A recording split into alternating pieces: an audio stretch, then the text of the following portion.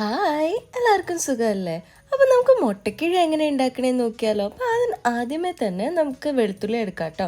വെളുത്തുള്ളി തോലൊക്കെ മാറ്റി കഴിഞ്ഞ ശേഷം നമുക്ക് നാരങ്ങ എടുത്തിട്ട് അത് 4 കഷ്ണമായിട്ട് ഭാഗിക്കാം.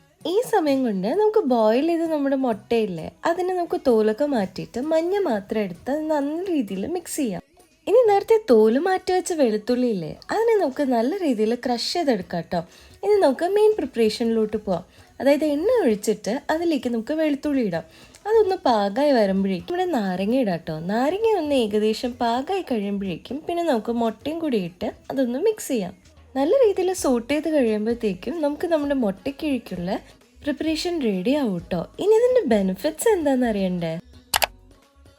അപ്പോൾ ഇതൊക്കെയാണ് കേട്ടോ നമ്മുടെ മുട്ടക്കിഴിയുടെ ബെനിഫിറ്റ്സ് എന്ന് പറയുന്നത്. അത് കഴിഞ്ഞ് നമുക്ക് കിഴി കെട്ടിക്കഴിഞ്ഞിട്ട് 45 മിനിറ്റ്സ് നമുക്ക് മസാജ് ചെയ്ത് കൊടുക്കാം. അപ്പോൾ അത്രയേ ഉള്ളൂ. ബൈ.